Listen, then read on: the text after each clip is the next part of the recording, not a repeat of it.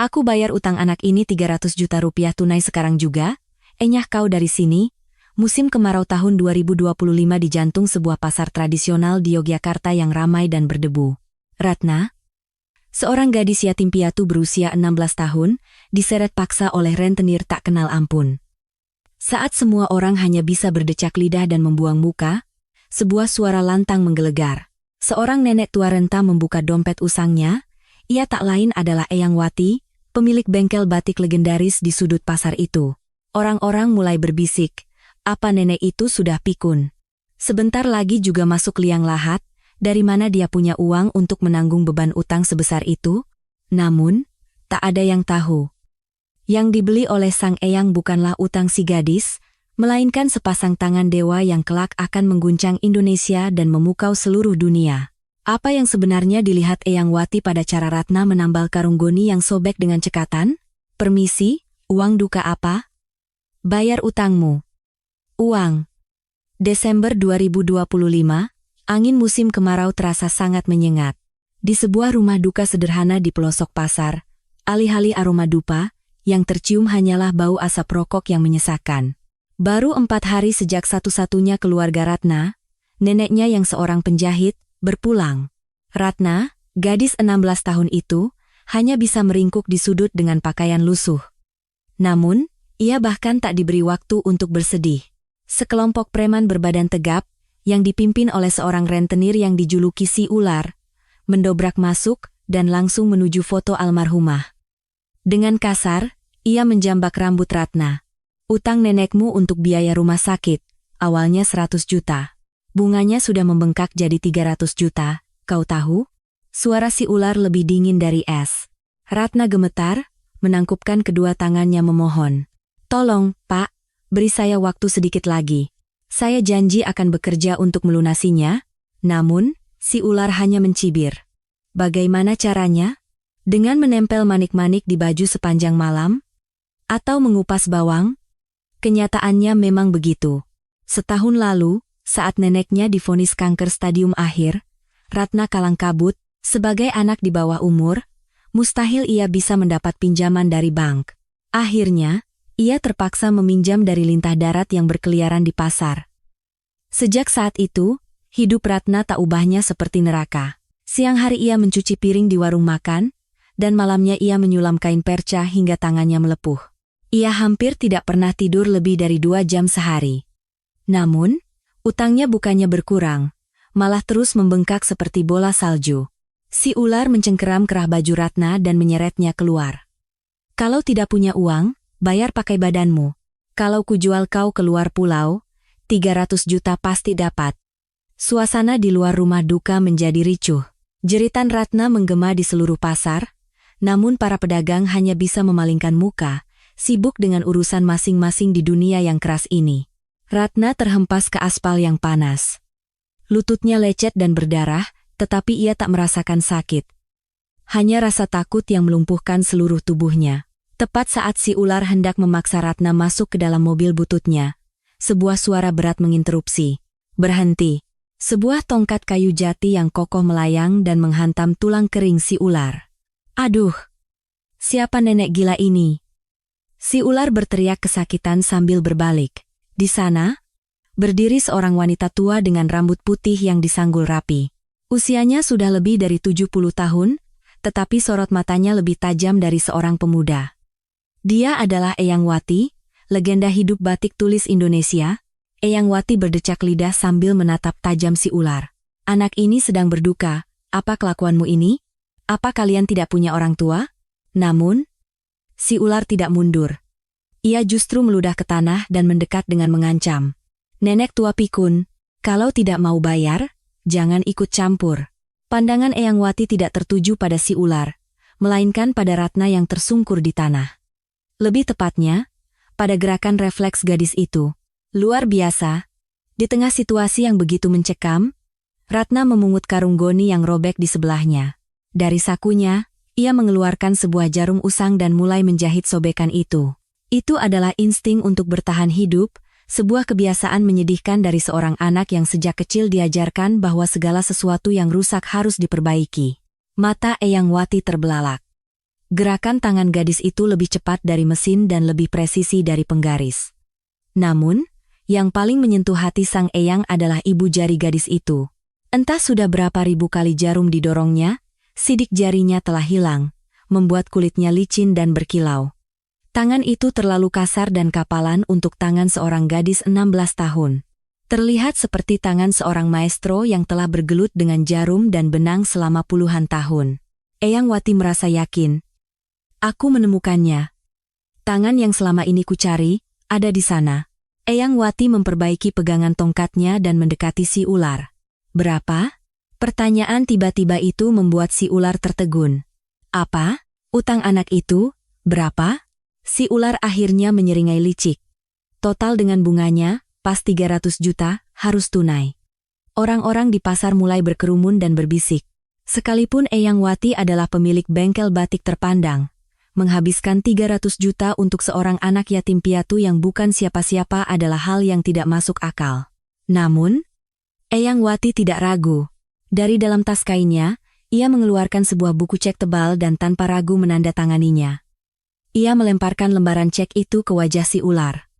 Nih, 300 juta. Singkirkan tangan kotormu dan enyah dari sini. Si ular buru-buru memungut cek itu. Matanya membelalak saat menghitung angka 0 di belakangnya. Heh, beruntung sekali aku hari ini. Ia meninggalkan Ratna begitu saja, dan pergi sambil tertawa terbahak-bahak. Ratna hanya bisa duduk termangu, tak percaya dengan apa yang baru saja terjadi. Ia tak bisa membedakan antara mimpi dan kenyataan. Eyang Wati perlahan mendekat dan mengulurkan tangannya. Bangunlah, dengan tangan gemetar, Ratna menyambut uluran tangan Eyang Wati. Hangat. Seperti tangan neneknya, kasar namun penuh kehangatan. Eyang Wati tidak menatap wajah Ratna. Ia hanya mengelus tangan Ratna yang penuh luka dan berbisik pelan, jangan salah paham. Aku tidak menyelamatkanmu. Ratna menatap sang eyang dengan mata berkaca-kaca. Eyang Wati menekan lembut ibu jari Ratna yang mengkilap dan menambahkan, aku membeli tanganmu. Aku suka tangan yang kasar itu. Kata-kata itu menusuk hati Ratna, bukan sebagai pisau, tetapi sebagai tali penyelamat. Seumur hidupnya, ia hanya mendengar cemoohan bahwa tangannya jelek dan kotor. Ini adalah pertama kalinya seseorang mengatakan bahwa mereka menyukai tangannya. Eyang Wati berbalik dan berjalan. Ikut aku. Kau harus bekerja untuk melunasi biaya makanmu. Ratna merapikan pakaiannya dan dengan tertatih-tatih mengikuti sang eyang. Di tengah hembusan angin yang kering, Ratna merasakan kehangatan yang aneh menyelimuti punggungnya. Namun, ia tidak tahu bahwa tempat yang akan ia tuju, sebuah penjara mewah di Menteng, akan terasa lebih dingin dan menakutkan daripada sudut pasar yang paling kumuh sekalipun. Mampukah Ratna bertahan di sana? Mobil sedan hitam milik Eyang Wati melaju jauh, meninggalkan Yogyakarta menuju Jakarta. Tempat tujuan mereka adalah sebuah rumah megah di jantung kawasan elit Menteng, kediaman utama sekaligus galeri merek batik Adiwarna. Atap joglo yang menjulang tinggi dan pilar-pilar marmer yang megah, bagi Ratna yang seumur hidupnya tinggal di kamar kontrakan sempit dan berjamur, gerbang raksasa itu terasa seperti pintu menuju dunia lain yang mengintimidasi. Saat Ratna turun dari mobil dengan ragu-ragu, sebuah suara cempreng terdengar. Ibu, bau apa ini? Seorang wanita muda berlari keluar dari pintu utama dengan sepatu hak tingginya yang berisik. Berpakaian dari ujung rambut hingga ujung kaki dengan barang-barang mewah, dia adalah Santi, menantu Eyang Wati sekaligus seorang influencer dengan 500.000 pengikut. Melihat Ratna, Santi langsung mundur ketakutan, seolah-olah melihat tumpukan sampah. Ya Tuhan, siapa anak kumal ini? Jangan bilang anak yang ibu ceritakan di telepon itu dia. Matanya penuh dengan rasa jijik dan penghinaan. Ratna tanpa sadar menyembunyikan tubuhnya di balik jaket usangnya. Ia malu dengan bau pasar yang melekat di tubuhnya dan ingin sekali bersembunyi di lubang tikus. Ekspresi Santi semakin masam. Aduh, Bu, di mana ibu memungut anak seperti ini? Bikin polusi udara Jakarta saja. Tapi tindakan Santi tidak berhenti di situ. Ia merebut sebotol semprotan desinfektan dari tangan seorang asisten rumah tangga di sebelahnya. Tanpa basa-basi, ia mulai menyemprotkannya ke wajah Ratna. Es. Cairan dingin desinfektan menyengat mata dan mulut Ratna. Bau alkohol yang tajam membuatnya sesak napas. Uhuk, uhuk, meskipun Ratna terbatuk-batuk dan tidak bisa membuka matanya, Santi tidak berhenti. Ia justru terlihat menikmati perbuatannya, seolah sedang membasmi serangga kotor. Menjijikkan. Hei, kau, anak gembel. Bisa menginjak teras rumah kami saja sudah merupakan suatu kehormatan bagimu, tahu? Santi melempar botol semprotan itu ke lantai. Cepat bersihkan dirimu, jangan sampai kumanmu menyebar. Itu adalah sebuah pembunuhan karakter. Memperlakukan seorang manusia, terlebih seorang gadis 16 tahun, seperti binatang. Bahkan para asisten rumah tangga yang melihatnya pun memalingkan muka, merasa malu dan ngeri dengan pemandangan kejam itu. Air mata pedih karena desinfektan bercampur dengan air mata kesedihan mengalir di pipi Ratna. Namun, ia tidak bisa melawan, hanya berdiri gemetar. Saat itulah, hentikan! Suara Eyang Wati yang tegas memecah keheningan. Eyang Wati menghentakkan tongkatnya ke lantai dan menatap tajam menantunya. Ada tamu datang? Apa-apaan kelakuanmu ini? Singkirkan semprotan itu. Santi akhirnya terkejut dan menunduk. Namun, Eyang Wati tidak membantu Ratna berdiri.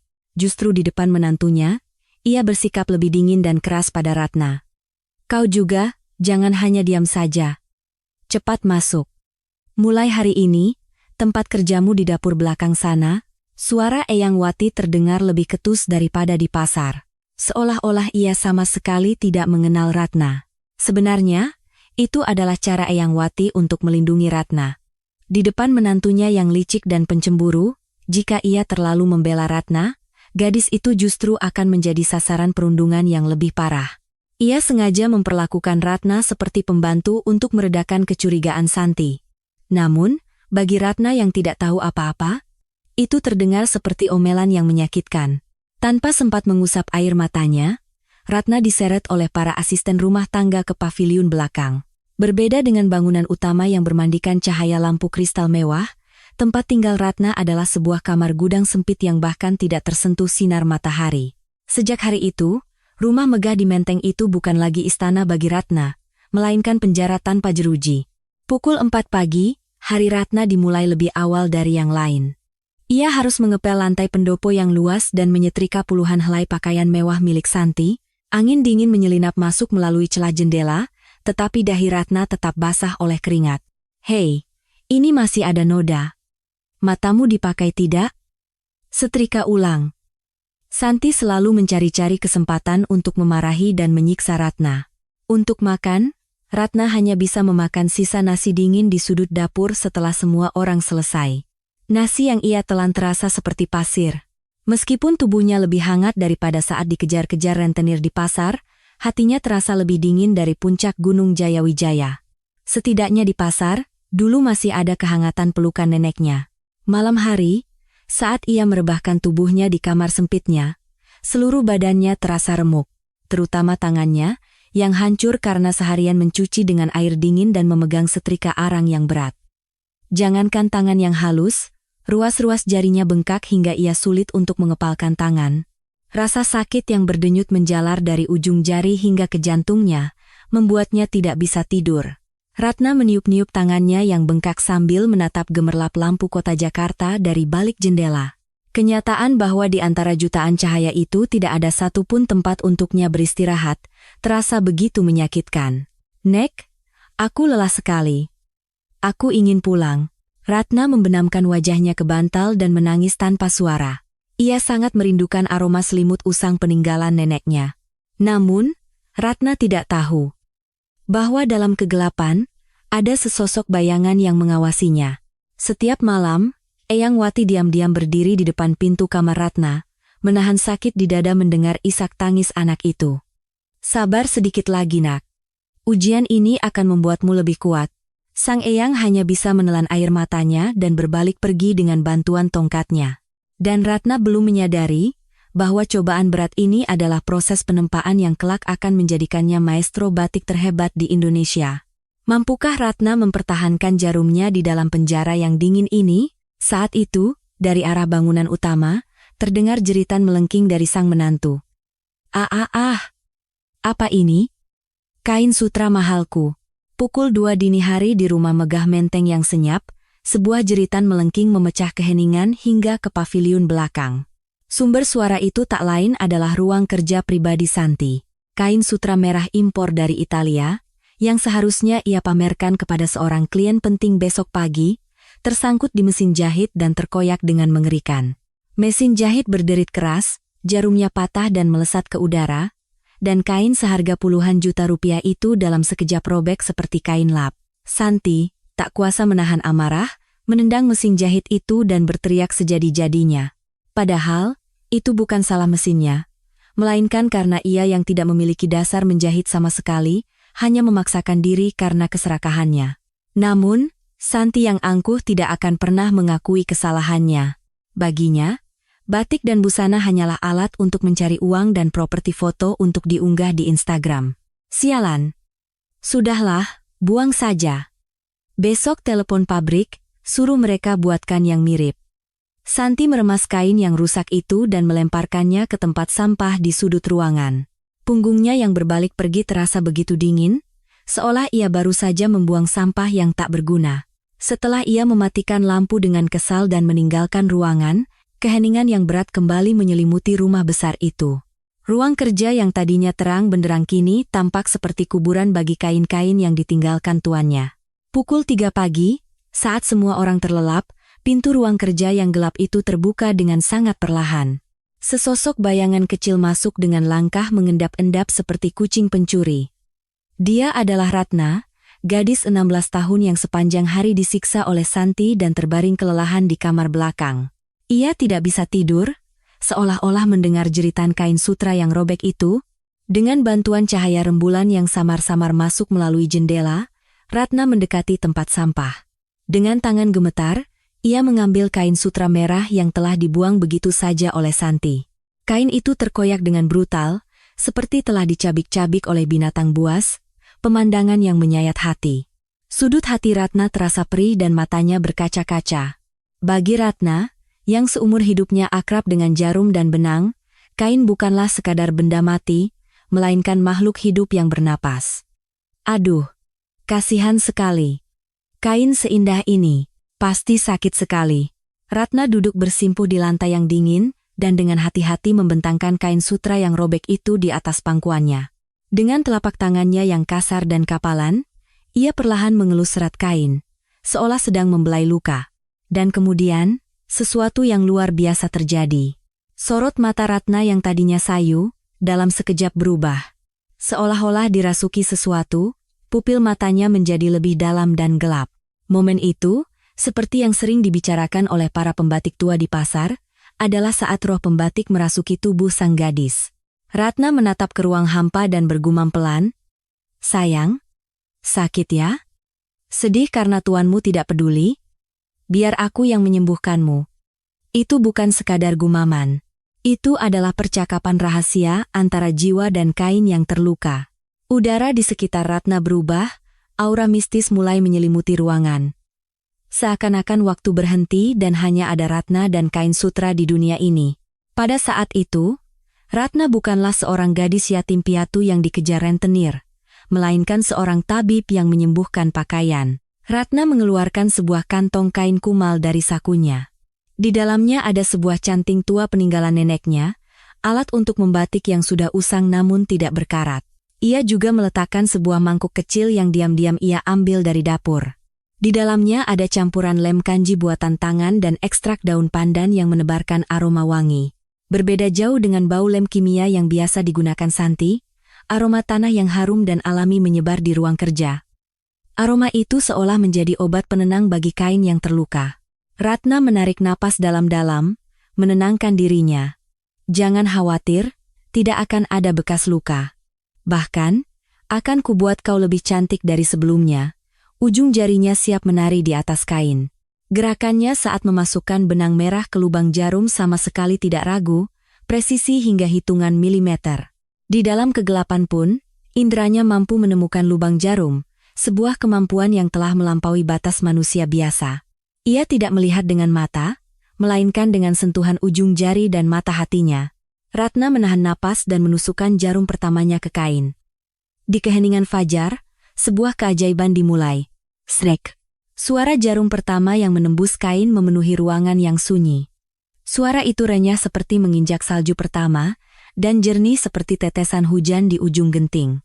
Sangat berbeda dengan suara derit mesin jahit Santi yang seolah mengunyah kain.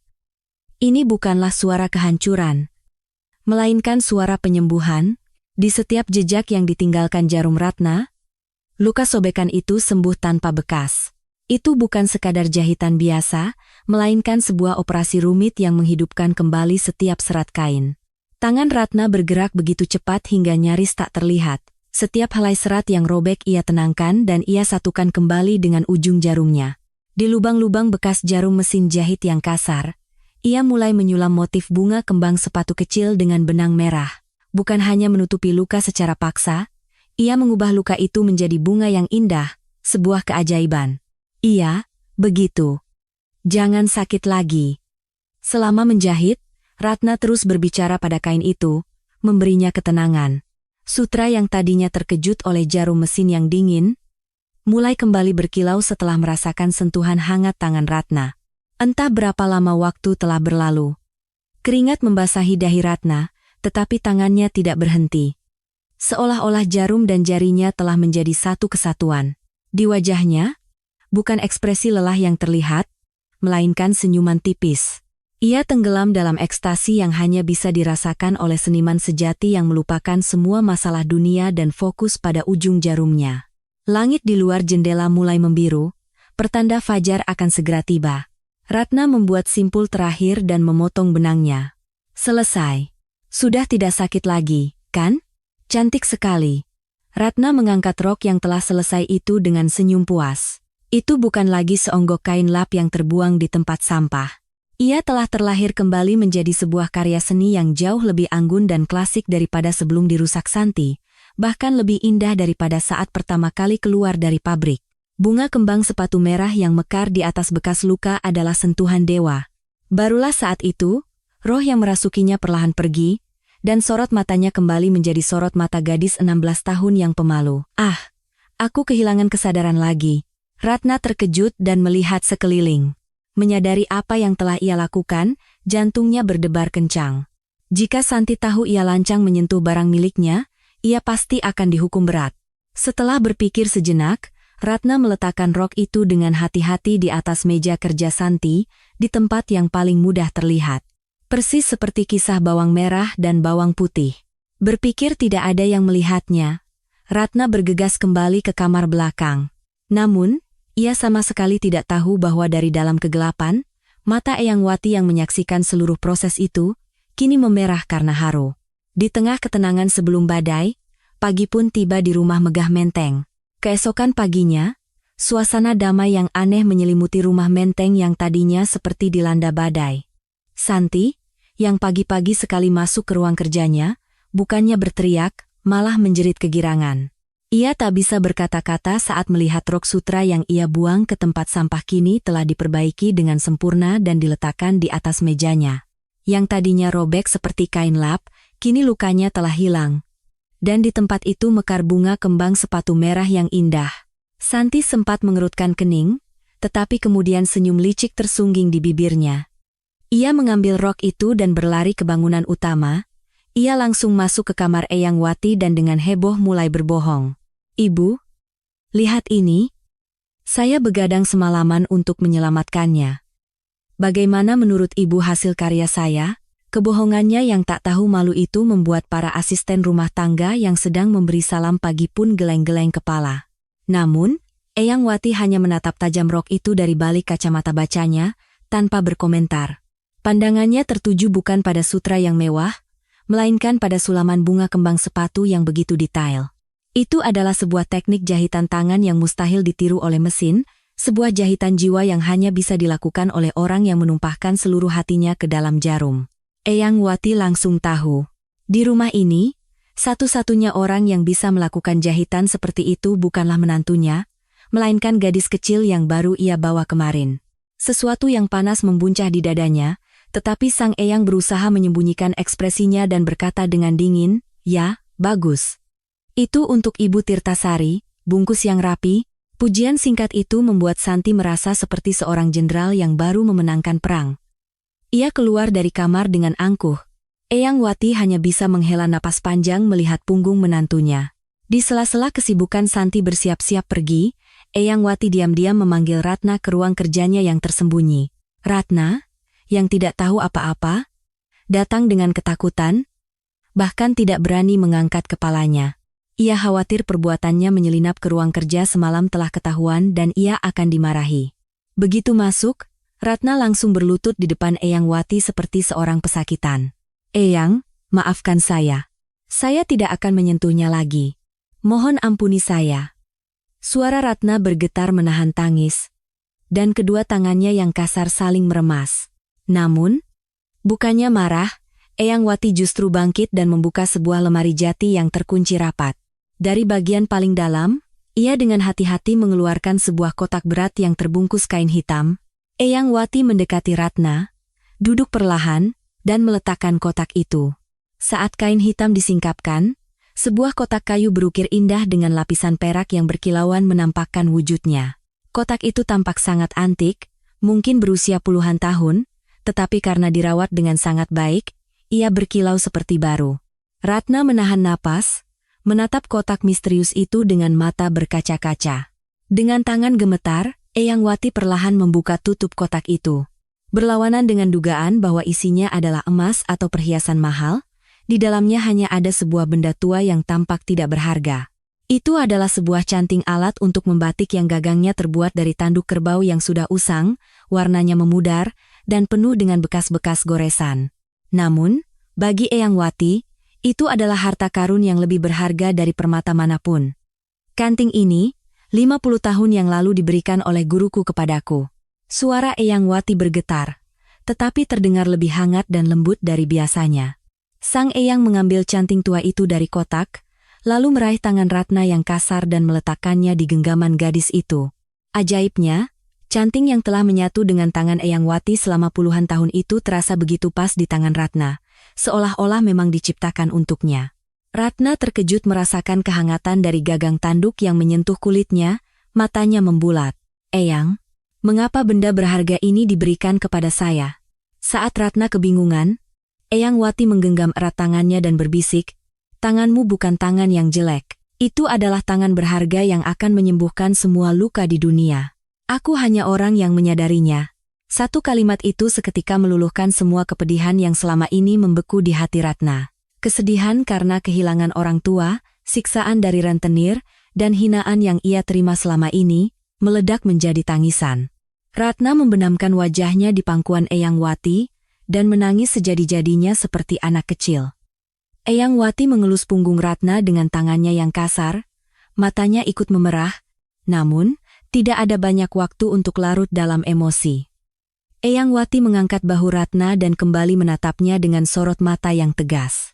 Apa yang akan ia katakan adalah sebuah peringatan penting yang akan menentukan nasib Ratna. Ratna, dengarkan baik-baik. Belum saatnya. Jangan perlihatkan bakatmu pada sembarang orang. Eyang Wati melirik ke arah bangunan utama tempat menantunya berada, lalu merendahkan suaranya. Mereka akan iri dan berusaha menghancurkan bakatmu. Sampai aku punya kekuatan untuk melindungimu, kau harus bersembunyi seolah-olah kau tidak ada. Mengerti? Itu bukan sekadar nasihat, melainkan strategi putus asa dari Sang Eyang untuk menyelamatkan Ratna di dunia yang kejam ini. Ratna menyeka air matanya dan mengangguk dengan ekspresi tegar. Demi satu-satunya orang yang mengakui dirinya, ia berjanji akan menanggung semua penderitaan. Sebuah perjanjian rahasia antara guru dan murid telah terjalin. Namun sore itu, sebuah foto yang diunggah oleh Santi di media sosialnya memicu sebuah badai besar. Menara kebohongan itu akan segera runtuh. Akun Instagram Santi benar-benar meledak.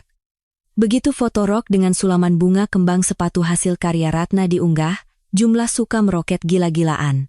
Orang-orang membanjiri kolom komentar dengan pujian, akhirnya bakatnya keluar juga, seperti reinkarnasi pengrajin zaman kerajaan.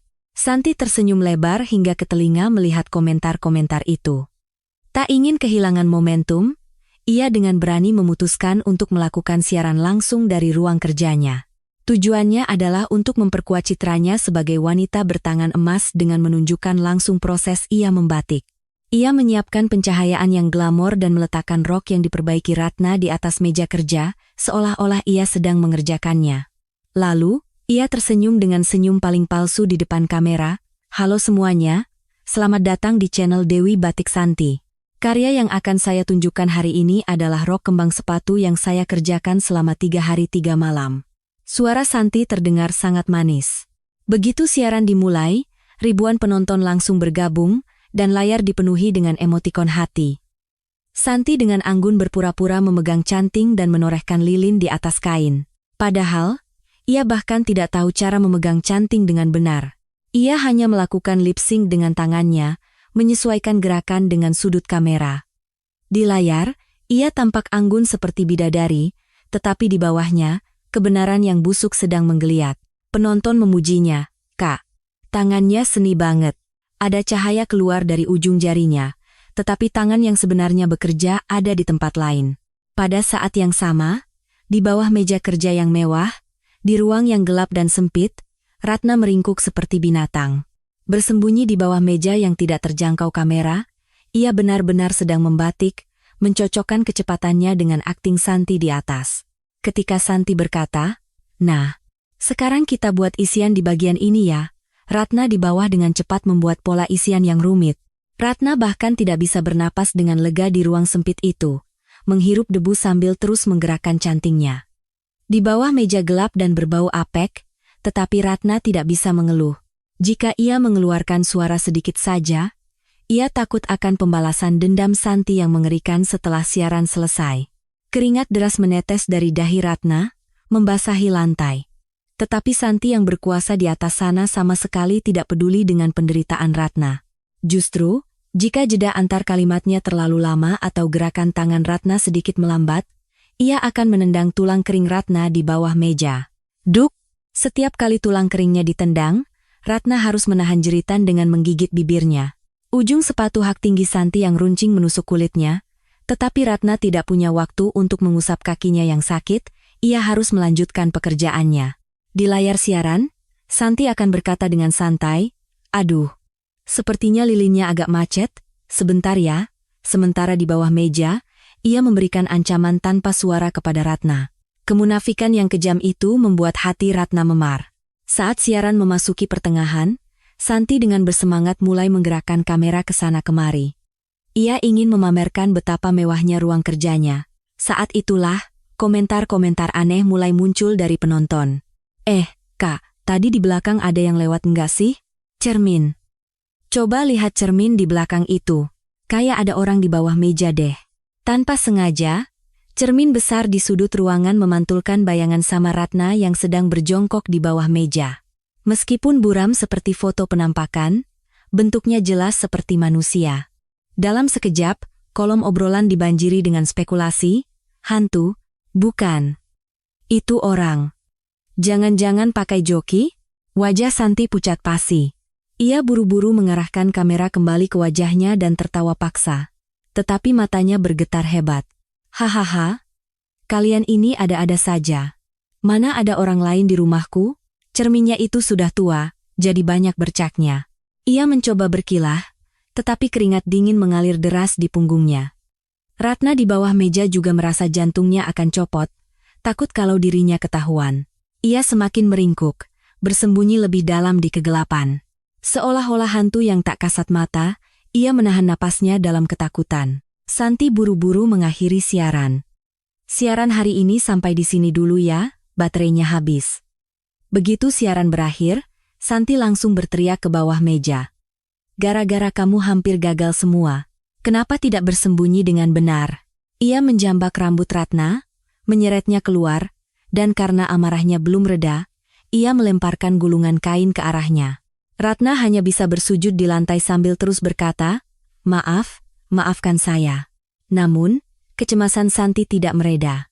Kecurigaan yang sudah muncul tidak akan mudah padam, dan orang-orang akan semakin gigih mencari kebenaran. Terlebih lagi, beberapa hari lagi, Ibu Tirtasari yang terkenal sangat teliti akan datang langsung untuk memeriksa pesanannya. Di kepala Santi hanya ada satu pikiran, ia butuh cara yang pasti untuk membungkam mulut sebelum kebohongannya terbongkar. Pandangannya tertuju pada tangan kanan Ratna.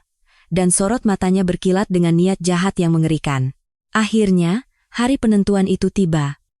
Hari di mana Ibu Tirtasari, seorang kolektor batik ternama dan pemilik jaringan butik mewah global, dijadwalkan berkunjung. Sejak pagi, ketegangan menyelimuti rumah megah di Menteng itu. Santi, karena takut kebohongannya terbongkar, terus menggigiti kukunya dengan cemas. Tuduhan joki batik yang muncul di siaran langsung beberapa hari lalu terus menghantuinya. Kolom komentar Instagramnya dibanjiri tuntutan untuk membuktikan kemampuannya. Jika hari ini ia membuat kesalahan di depan Ibu Tirtasari, reputasi yang telah ia bangun akan hancur berkeping-keping. Sambil menatap cermin, Santi membulatkan tekadnya untuk menyingkirkan sumber masalahnya, Ratna, secara permanen. Bukan dengan membunuhnya, tetapi dengan menyusun rencana keji, agar Ratna tidak akan pernah bisa memegang canting lagi. Di sela-sela kesibukan para asisten rumah tangga, Santi memanggil Ratna ke ruang kerja di paviliun belakang. Ratna yang tidak tahu apa-apa datang dengan ketakutan, berbeda dari biasanya, Santi menyambutnya dengan suara yang sangat lembut. Ratna, sini, tolong bantu Eyang sebentar. Tangan Eyang kurang satu. Suaranya yang terlalu manis justru terdengar mengerikan. Ratna ragu-ragu mendekati meja kerja, tetapi ia tidak punya alasan untuk menolak. Di atas meja ada sebuah kain tebal, dan Santi duduk di depan sebuah mesin jahit modern. Ratna tidak tahu bahwa itu adalah pintu menuju neraka. Santi mengangkat sepatu mesin jahit dan memberikan instruksi spesifik kepada Ratna. Kain ini licin sekali, jadi jahitannya tidak rapi. Coba kamu tekan dengan jarimu tepat di sebelah jarum ini. Permintaannya sangat berbahaya. Menempatkan tangan tepat di sebelah jarum yang bergerak dengan kecepatan tinggi bisa berakibat fatal, jarinya bisa tertusuk. Ratna secara naluriah merasa itu berbahaya dan ragu-ragu. Tetapi Santi langsung membentak, "Cepat!" Sebentar lagi Ibu Tirtasari datang. Akhirnya, Ratna terpaksa mengulurkan tangan kanannya yang gemetar dan meletakkannya di bawah sepatu mesin jahit. Ibu jari dan telunjuknya yang ramping kini berada tepat di bawah jarum yang tajam. Santi, setelah memastikan posisi tangan Ratna, tersenyum licik. "Ya, pas di situ, jangan bergerak sedikit pun." Matanya berkilat seperti pemangsa yang mengincar mangsanya. Tepat saat Ratna hendak berkata, "Tetapi ini terlalu berbahaya," Santi tanpa ragu menginjak pedal mesin jahit dengan sekuat tenaga. Itu bukan kecelakaan, itu adalah tindakan yang disengaja, penuh dengan niat jahat. Dengan suara motor yang menderu, jarum mesin jahit yang berat itu melesat turun dengan ganas ke arah tangan kanan Ratna. "Ah!" Jeritan yang menyayat hati memenuhi ruang kerja. Sebuah insiden mengerikan terjadi dalam sekejap mata. Jarum industri yang tebal itu menembus kuku ibu jari kanan Ratna, merobek daging di bawahnya. Darah segar muncrat ke segala arah, menodai kain putih.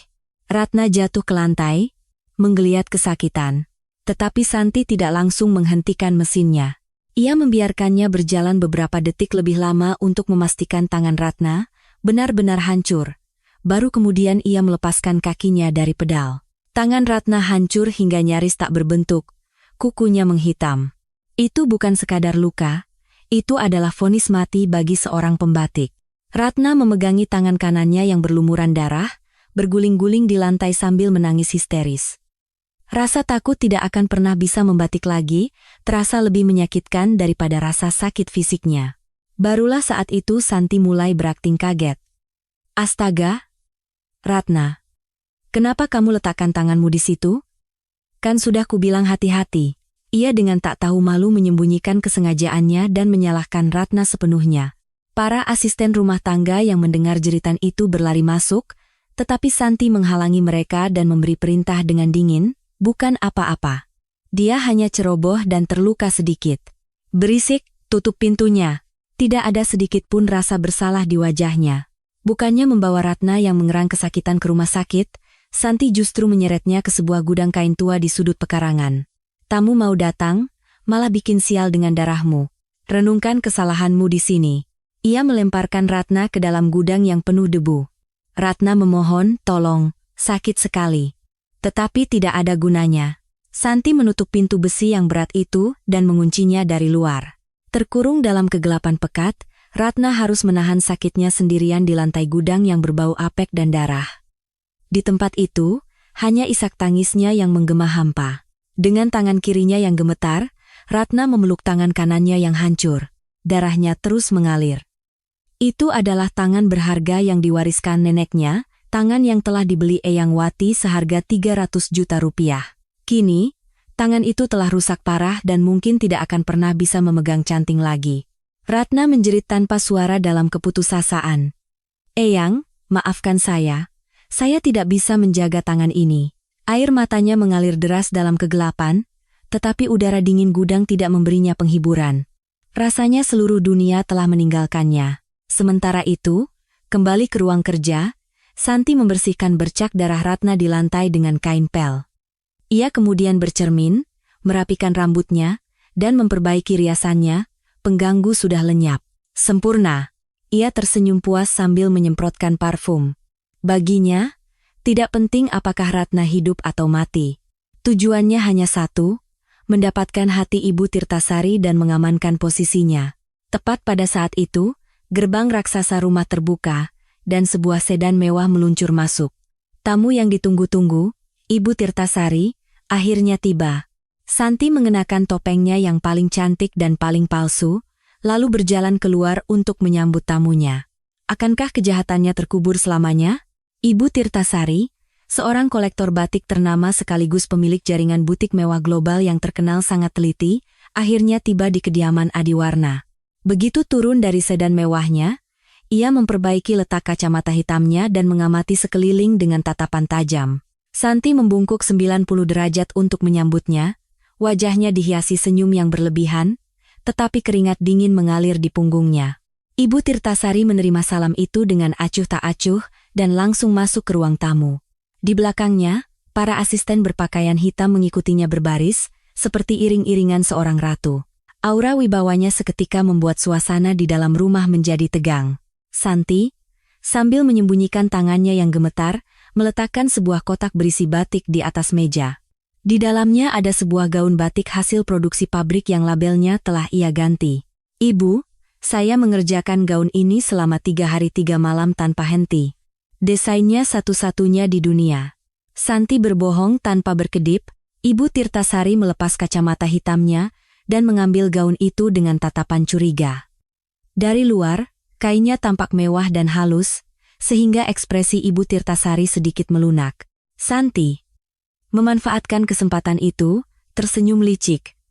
Merasa yakin rencananya berhasil. Ibu Tirtasari merasakan tekstur kain itu dengan ujung jarinya yang sensitif. Kelihatannya tidak buruk. Warnanya juga cukup bagus.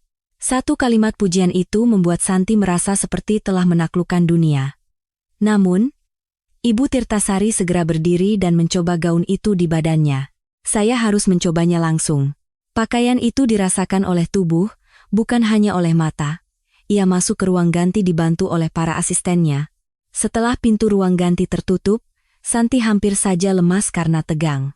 Jika Ibu Tirtasari keluar dan merasa puas, posisinya akan aman. Ia bahkan mulai bersenandung kecil, menikmati kemenangannya.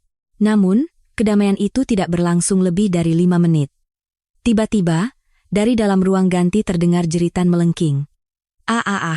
Santi dan Eyang Wati yang menunggu di luar terkejut dan langsung berdiri. Tak lama kemudian, pintu ruang ganti terbuka dengan kasar, dan Ibu Tirtasari keluar sambil merobek gaun itu dari tubuhnya. Penampilannya yang anggun telah hilang, wajahnya memerah karena marah. Apa ini? Apa yang kau lakukan pada tubuhku? Ibu Tirtasari berteriak sambil menggaruk leher dan lengannya seperti orang gila. Bintik-bintik merah mulai muncul dengan cepat di kulit putihnya. Santi membeku, tak bisa berkata-kata. Ibu, kenapa? Apa ibu tidak enak badan? Saat ia mencoba mendekat, Ibu Tirtasari berteriak. Jangan mendekat. Jangan sentuh aku. Kulit Ibu Tirtasari membengkak dan memerah seolah-olah terbakar. Itu adalah reaksi alergi terhadap serat kimia, sebuah kondisi langka yang ia miliki. Bahkan sedikit saja kontak dengan bahan kimia atau lem industri akan membuat kulitnya bereaksi. Ia adalah detektor kebohongan berjalan. Lem kimia murah dari pakaian produksi pabrik yang dibawa Santi telah menyerang kulitnya. Apa yang kau campurkan ke dalam kain ini? Baunya seperti minyak tanah. Ibu Tirtasari menendang gaun yang tergeletak di lantai. Santi menjadi pucat dan berlutut memohon. Tidak, Ibu. Sama sekali tidak mungkin. Saya hanya menggunakan sutra alami terbaik. Ia terus berbohong sampai akhir. Namun, bukti yang ada di tubuh Ibu Tirtasari lebih kuat dari alibi manapun. Bohong.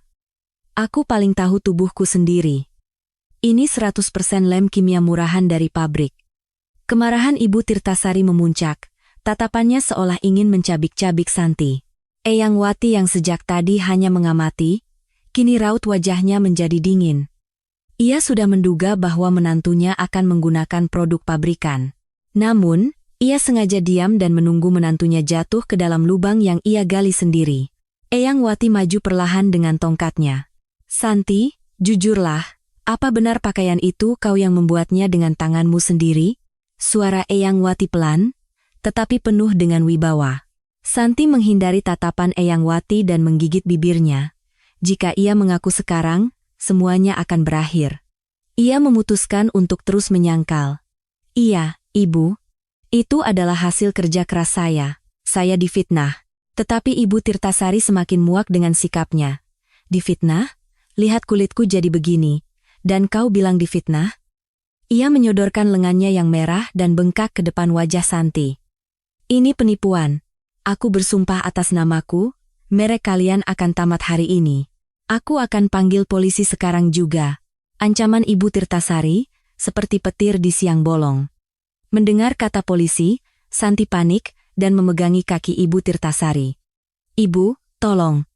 Ampuni saya sekali ini saja. Saya akan buatkan yang baru. Wajahnya yang basah oleh air mata dan ingus terlihat sangat menjijikkan.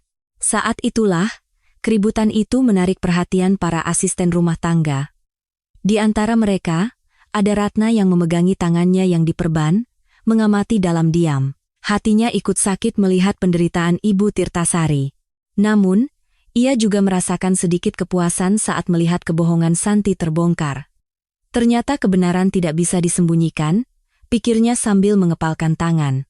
Ibu Tirtasari menepis Santi seperti serangga dan mengeluarkan ponselnya. Hubungkan ke pengacaraku. Suruh dia datang ke sini sekarang juga. Tidak ada belas kasihan dalam suaranya. Santi terduduk lemas di lantai. Ketika semua terasa berakhir, Eyang Wati angkat bicara dengan berat. Ibu Tirtasari, mohon tenangkan diri Anda sejenak. Mendengar itu, Ibu Tirtasari menoleh dengan gusar. Eyang Wati, apa Anda masih mau membela penipu ini? Eyang Wati menggelengkan kepalanya dengan tegas. Tidak, yang bersalah harus dihukum. Namun, tolong beri kami satu kesempatan lagi untuk menunjukkan kemampuan Adiwarna yang sesungguhnya. Tatapan Eyang Wati tidak goyah. Kemampuan yang sesungguhnya? Tanya Ibu Tirtasari heran. Pandangan Eyang Wati kemudian beralih ke arah Ratna yang bersembunyi di antara para asisten rumah tangga. Di rumah ini, ada seorang anak yang benar-benar bisa menciptakan pakaian. Itu adalah sinyal dimulainya sebuah babak baru yang tak terduga. Pandangan Eyang Wati tertuju tajam ke kerumunan asisten rumah tangga. Ia menghentakkan tongkatnya ke lantai dan berseru dengan suara lantang, bawa Ratna yang bersembunyi di sana kemari, sekarang juga. Seketika, semua mata di ruangan itu tertuju ke satu arah. Santi panik dan mencoba menghalangi ibu mertuanya. Ibu, apa ibu sudah pikun?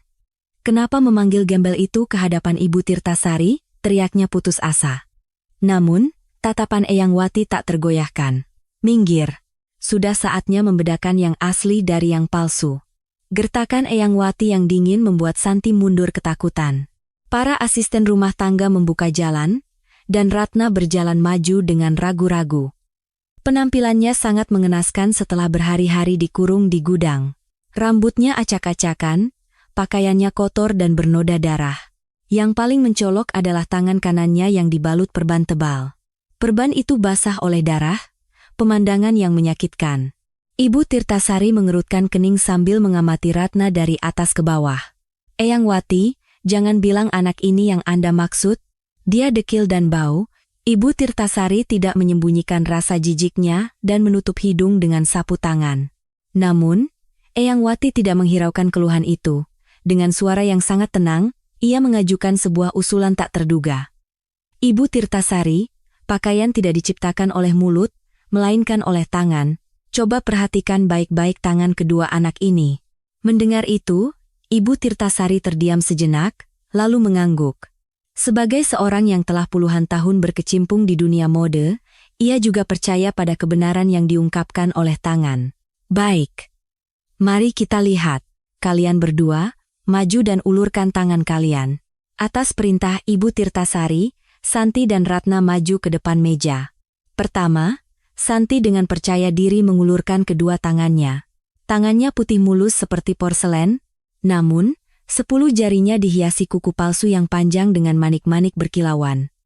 Jelas sekali itu adalah tangan seorang wanita bangsawan yang bahkan tidak pernah mencuci piring, apalagi membatik. Begitu memegang tangan Santi, Ibu Tirtasari langsung tertawa sinis. Lihat ini. Kau bilang bisa membatik dengan kuku seperti ini? Memasukkan benang ke jarum saja tidak akan bisa. Sindiran tajam itu membuat wajah Santi memerah. Ia buru-buru menyembunyikan tangannya, tak bisa berkata-kata. Berikutnya adalah giliran Ratna. Dengan hati berdebar, ia mengulurkan tangan kanannya yang diperban dan tangan kirinya yang sehat. Saat Ibu Tirtasari memegang tangan kiri Ratna, sorot matanya berubah tajam.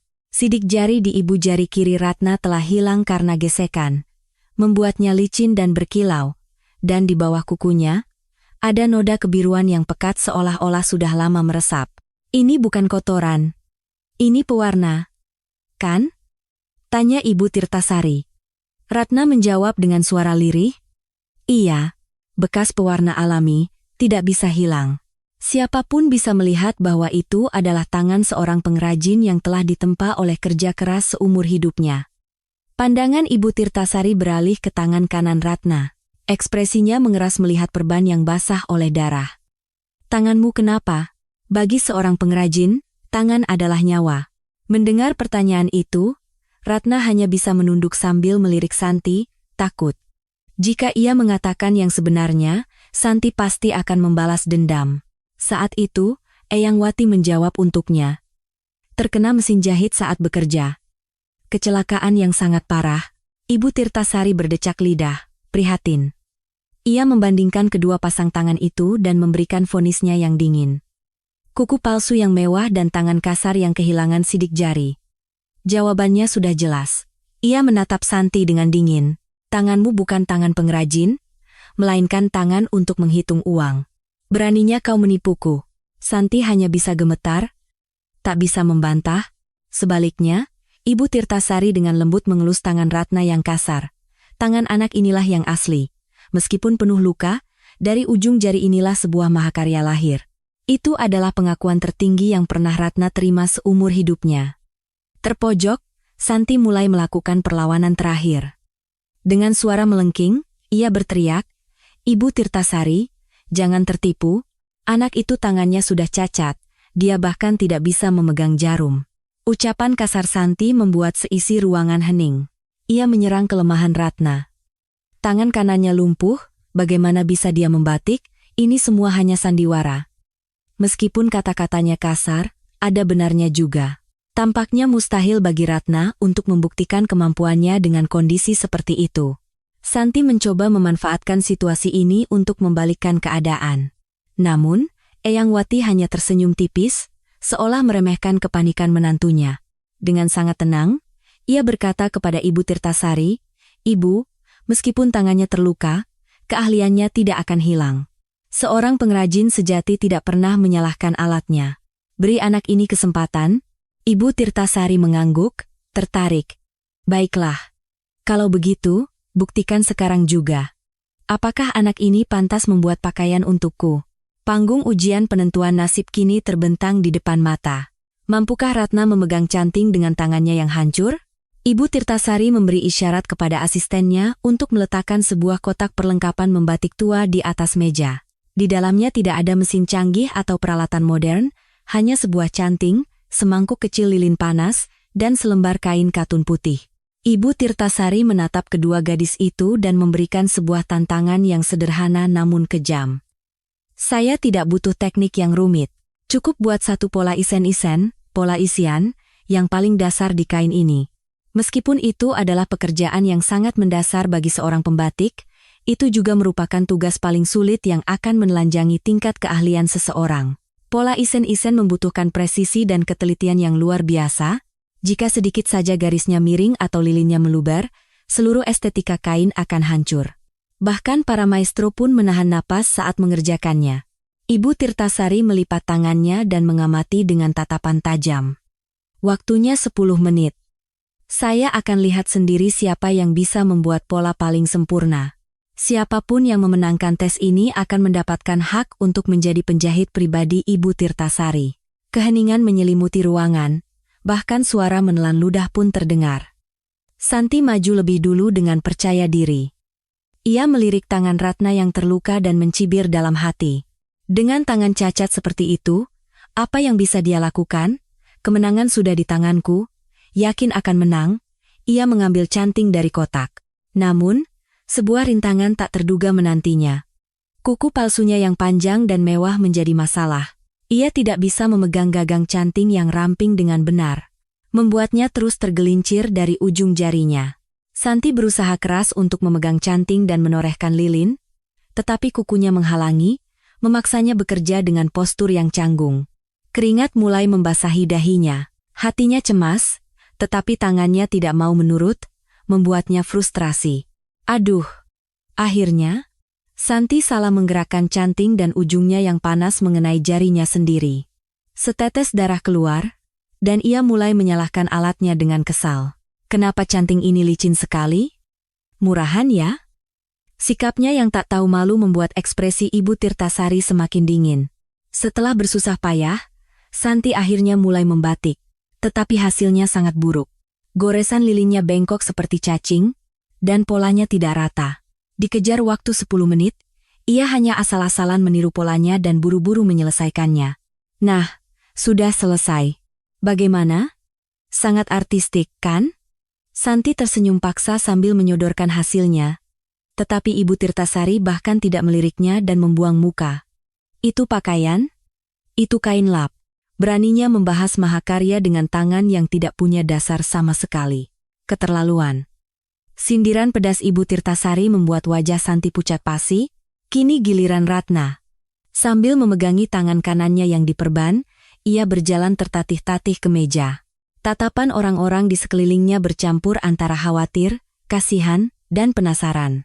Sebagian besar meragukan apakah ia bahkan bisa memegang canting dengan tangan yang hancur seperti itu.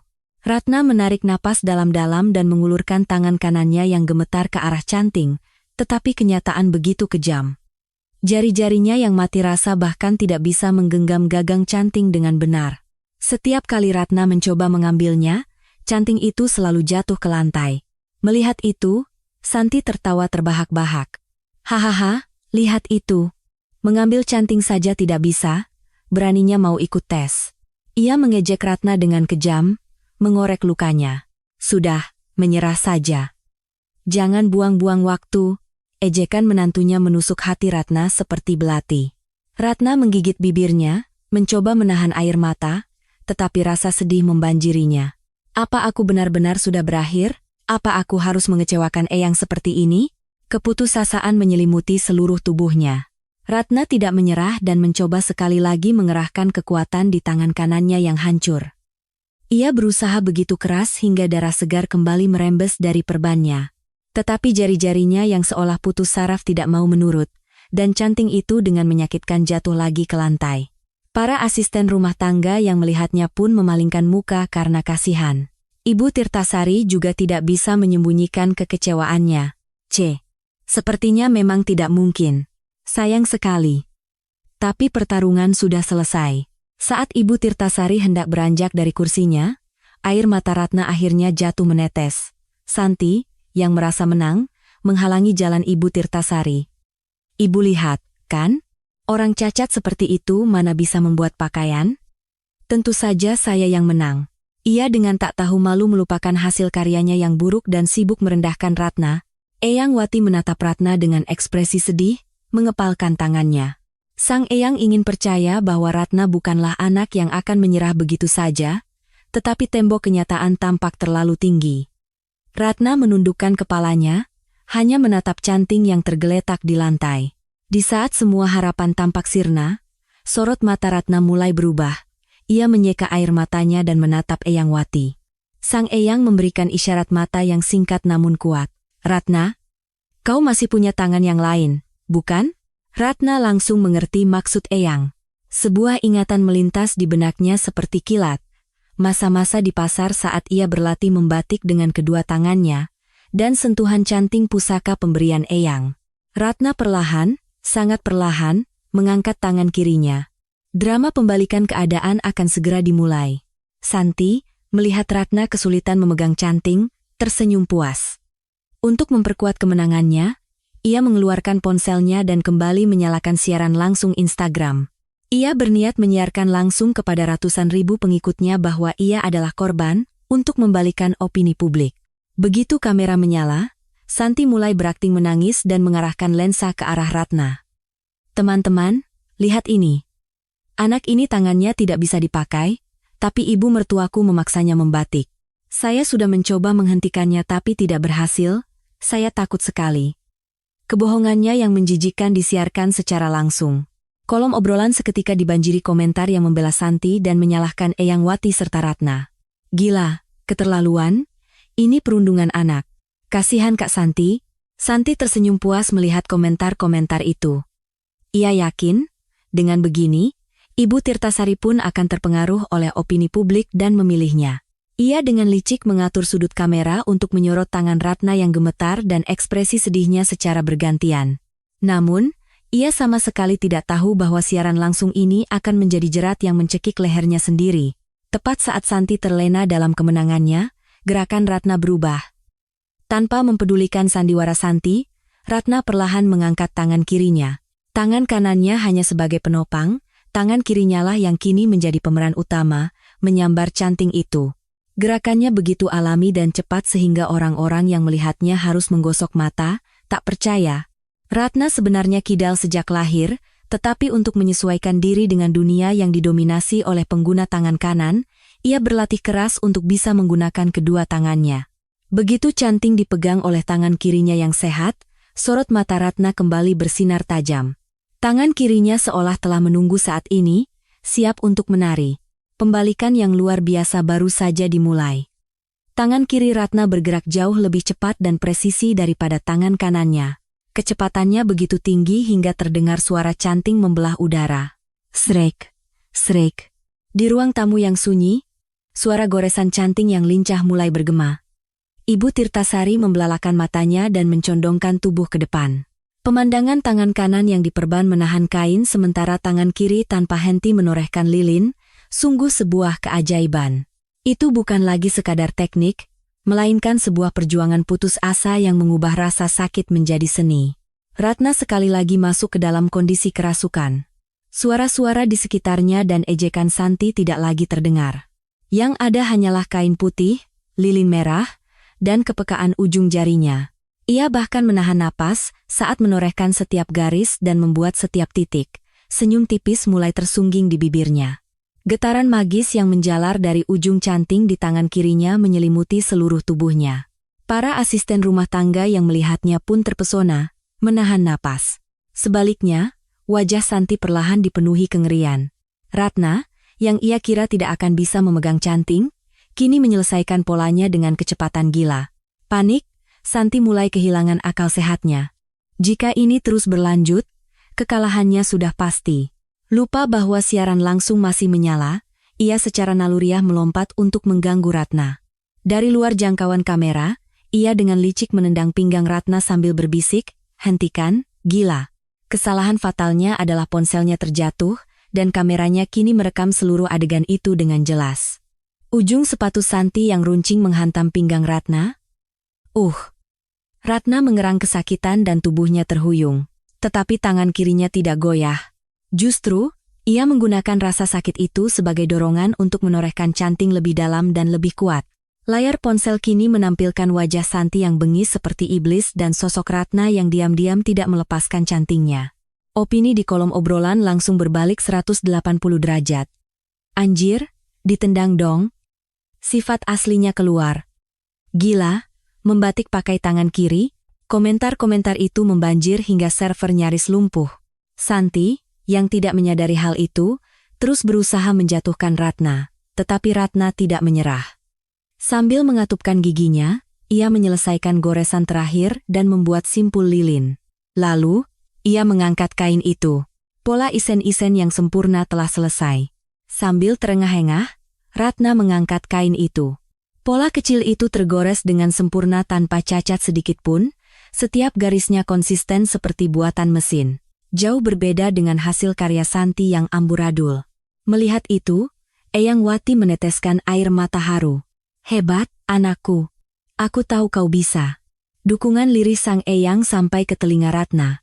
Ratna bangkit dengan tubuh gemetar dan mendekati Ibu Tirtasari. Dengan kedua tangannya, ia dengan hormat mempersembahkan kain itu. Ibu, sudah selesai? Silakan dilihat. Suaranya bergetar, tetapi matanya penuh keyakinan. Ibu Tirtasari menatap bergantian tangan kanan Ratna yang hancur dan tangan kirinya yang kapalan, lalu menghela napas panjang. Ia dengan hati-hati menerima kain itu. Santi, yang terlambat menyadari situasinya, berteriak, "Ibu, jangan dipegang. Bagaimana bisa ibu menyentuh sesuatu yang dibuat dengan tangan kotor itu?"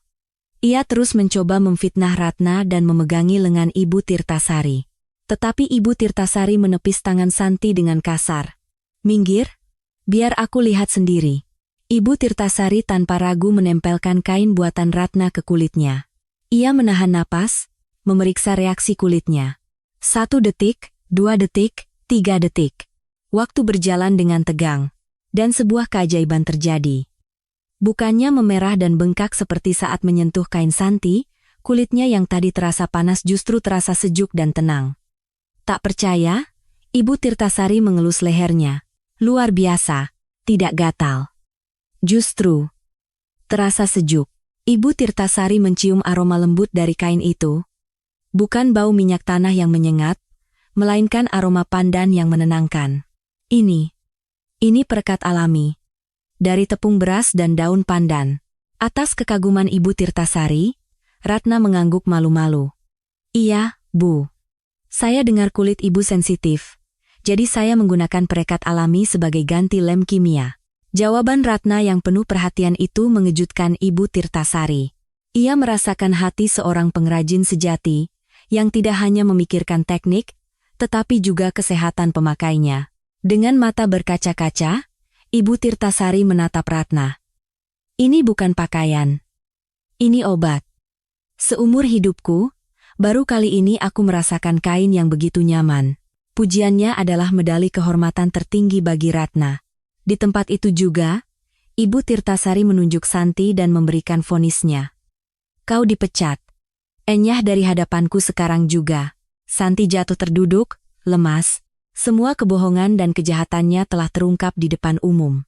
Ponselnya masih menyala, dan ratusan ribu penonton menyaksikan kejatuhannya secara langsung. Barulah saat itu Santi melihat ponselnya yang tergeletak di lantai. Layar dipenuhi dengan hujatan dan cacian yang terus bergulir. Percobaan pembunuhan. Sudah dilaporkan ke polisi. Boikot Adiwarna. Melihat tulisan-tulisan itu, Santi menjerit dan melempar ponselnya. Tetapi nasi sudah menjadi bubur. Reputasi palsu yang ia bangun telah hancur berkeping-keping. Kini, hanya pengadilan yang menantinya. Ratna, lebih merasa lega daripada menang, menatap Eyang Wati. Sang Eyang tersenyum hangat dan mengangguk. Pertarungan yang panjang akhirnya berakhir dengan kemenangan mutlak bagi Ratna. Tepat saat Santi melempar ponselnya sambil histeris, gerbang raksasa rumah menteng itu terbuka dengan gaduh. Suara sirene mobil polisi yang menunggu di luar, beserta lampu rotator merahnya, menyerbu masuk ke dalam pekarangan. Ribuan penonton siaran langsung telah melaporkan kejadian itu ke polisi secara serempak. Begitu petugas berseragam masuk ke ruang tamu, Santi menjadi pucat dan mundur ketakutan. Ia mencoba bersembunyi di belakang Ibu Tirtasari, tetapi ia sudah kehilangan semua kepercayaan. Ibu Tirtasari menatapnya dengan dingin dan memberi isyarat kepada petugas, "Wanita itu pelakunya. Dia yang melakukan teror kimia pada tubuh saya dan menganiaya anak ini." Petugas memborgol Santi, suara dingin borgol logam mengunci pergelangan tangannya.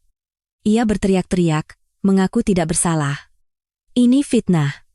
Nenek tua dan gembel itu berkomplot menjebak saya. Mana buktinya? Namun, teriakannya sia-sia.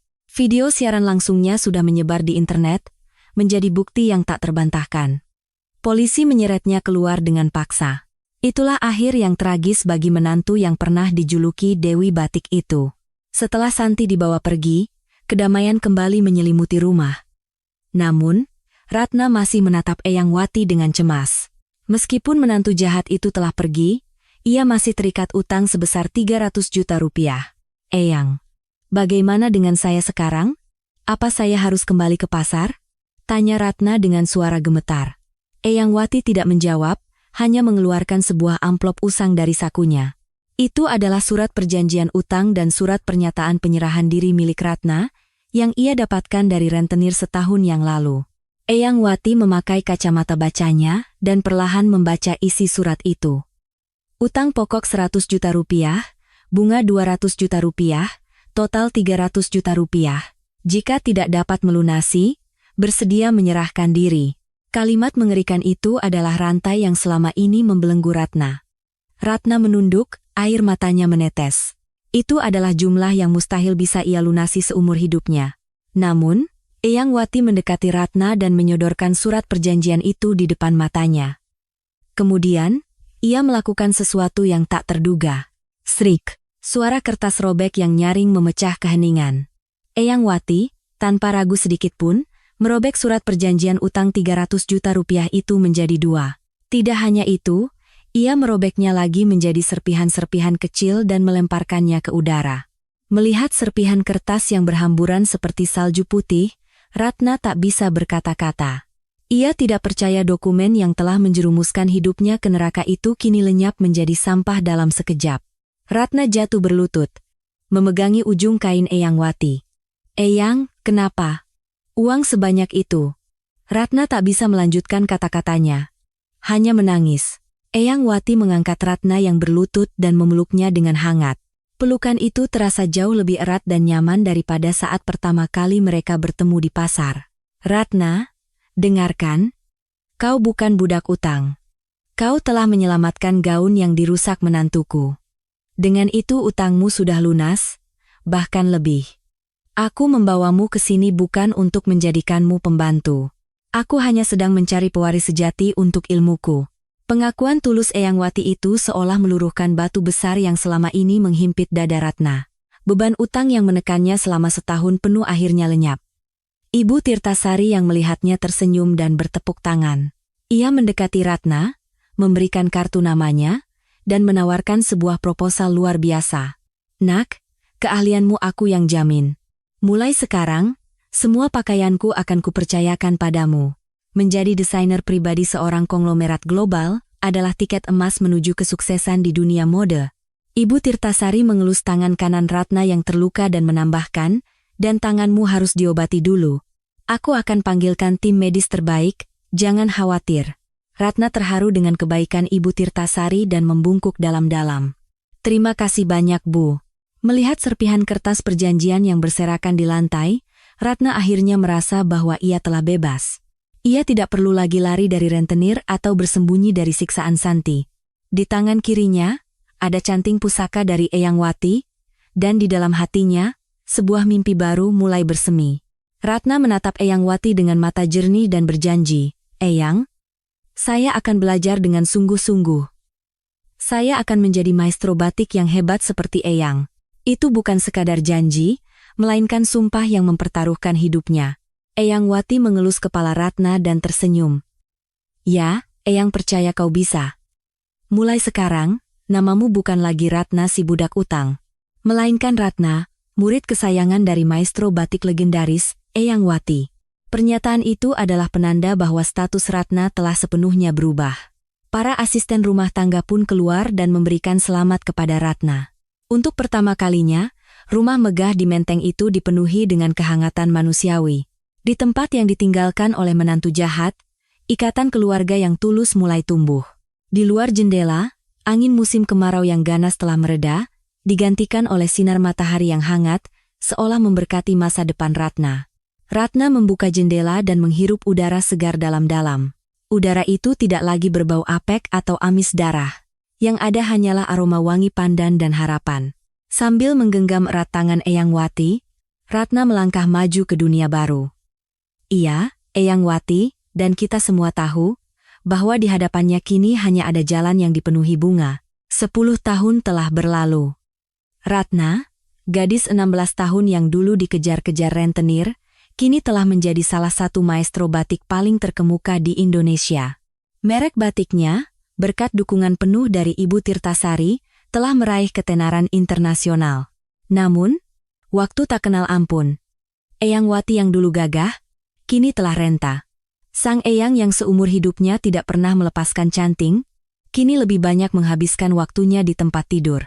Di sela-sela kesibukannya, Ratna setiap malam selalu menjaga Eyang, memijat tangan dan kakinya. Setiap kali menggenggam tangan Eyang yang keriput, hati Ratna terasa sesak. Rasa takut bahwa tangan hangat ini suatu saat akan mendingin selalu menghantuinya. Suatu malam di akhir musim kemarau, angin berhembus kencang di luar, merontokkan daun-daun kering.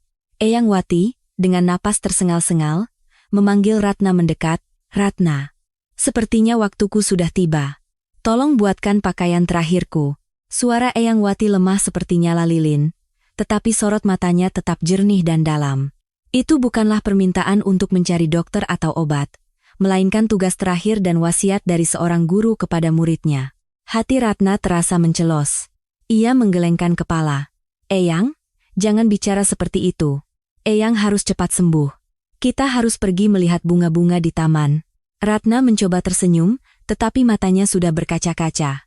Namun, Eyang Wati menggenggam erat tangan Ratna dan menggeleng. "Tidak, nak. Eyang tahu. Seorang pengrajin sejati tahu kapan saatnya akan tiba. Eyang ingin pergi dengan mengenakan kain kafan hasil karya tangan Eyang sendiri." Atas permintaan tulus itu, Ratna tidak bisa lagi menolak. Ia sadar, tugas seorang murid adalah mengantarkan kepergian gurunya dengan cara yang paling indah. Sambil menyeka air mata, Ratna berjalan menuju ruang kerja. Langkahnya terasa berat, tetapi hatinya lebih tegar dari sebelumnya. Di ruang kerja, selembar kain mori primisima terbaik yang disimpan Eyang Wati seumur hidupnya telah menanti. Dengan tangan gemetar, Ratna membentangkan kain itu dan mulai memotongnya. Meskipun ada mitos bahwa membuat kain kafan sendiri saat masih hidup akan memperpanjang umur, membuat kain kafan untuk orang yang dicintai adalah sebuah penderitaan yang luar biasa. Setiap kali gunting berbunyi, hati Ratna terasa ikut teriris. Namun, Ratna berusaha untuk tidak larut dalam kesedihan. Ia harus mengerahkan seluruh kemampuannya agar perjalanan Eyang Wati tidak terasa dingin, dan agar sang guru menjadi yang paling bersinar di alam sana. Dengan setiap jahitan, Ratna merajut kenangan bersama Eyang Wati ke dalam benang. Hari pertama mereka bertemu di pasar, hari saat Eyang memberinya canting pusaka, dan hari-hari saat Eyang melindunginya dari menantu jahat, semua melintas seperti film. Ratna begadang semalaman, matanya bengkak, tetapi tangannya tidak berhenti. Ia menyulam motif bunga melati kesukaan Eyang Wati di ujung kain. Baginya, kematian bukanlah akhir, melainkan awal dari sebuah perjalanan baru. Karena itu, ia ingin membuat kain yang indah seperti pakaian untuk piknik, bukan pakaian yang menyedihkan. Tangan kiri dan kanannya bekerja dalam harmoni yang sempurna. Luka di tangan kanannya kini telah menjadi tanda kehormatan. Menjelang fajar, kain kafan itu akhirnya selesai. Aroma pandan yang lembut menguar dari kain itu, dan serat morinya terasa sehalus sutra. Itu bukan sekadar kain, melainkan persembahan tertinggi dari seorang murid kepada gurunya. Ratna membawa kain itu ke kamar Eyang Wati. Sang Eyang, dengan sisa tenaganya, membuka mata dan menatap karya Ratna. Senyum tipis tersungging di bibirnya. "Indah, indah sekali. Ini kain terindah yang pernah Eyang lihat seumur hidup." Pujian itu membuat tangis Ratna pecah. "Eyang suka? Saya membuatnya dengan sepenuh hati." Ratna memeluk Eyang Wati dan menangis seperti anak kecil. Eyang Wati, dengan tangannya yang lemah, menepuk-nepuk punggung Ratna. "Jangan menangis. Eyang bahagia. Punya murid sepertimu, Eyang sudah tidak punya penyesalan lagi." Dengan bantuan Ratna, Eyang Wati mengenakan kain kafan itu. Begitu pas di tubuhnya, Eyang Wati tidak lagi terlihat seperti orang tua yang sakit-sakitan, melainkan seperti seorang bidadari yang anggun. Dengan tenaga terakhirnya, Eyang Wati meletakkan gunting tuanya di tangan Ratna. Sekarang, gunting ini milikmu. Teruslah berkarya, ciptakan pakaian yang bisa menghangatkan dunia. Itu adalah upacara serah terima takhta seorang maestro. Ratna menerima gunting itu dengan kedua tangannya dan membungkuk dalam-dalam. Baik, Eyang. Akan selalu saya ingat. Ajaran Eyang tidak akan pernah saya lupakan. Sore itu, disaksikan oleh Ratna, Eyang Wati menutup matanya dengan tenang. Wajahnya damai, seolah tertidur lelap. Sinar matahari senja menerobos masuk melalui jendela, menyinari perjalanan terakhir sang Eyang. Ratna memegangi tangan Eyang Wati yang mulai mendingin, lama sekali. Kesedihan membanjirinya seperti ombak, tetapi di saat yang sama, ia merasakan sesuatu yang hangat di dalam dadanya. Itu adalah cinta dan semangat yang ditinggalkan Eyang Wati, yang akan terus hidup selamanya di dalam hati Ratna. Guru besar itu telah tiada, tetapi jiwanya akan terus berlanjut melalui Ratna. Pemakaman Eyang Wati diadakan dengan sangat megah. Ibu Tirtasari, para pejabat, kolektor, dan murid-muridnya dari seluruh negeri datang untuk memberikan penghormatan terakhir. Ratna, sebagai ahli waris, berdiri tegar menyambut para pelayat. Dengan kebaya hitamnya, tidak ada lagi jejak gadis pemalu yang dulu, tatapannya yang dalam dan kuat menunjukkan bahwa ia telah bangkit dari kesedihan. Orang-orang berbisik, melihat Ratna, seperti melihat Eyang Wati hidup kembali. Ratna menatap foto Eyang Wati dan berjanji dalam hati, Eyang, lihatlah dari sana, lihatlah betapa hebatnya aku akan menjadi.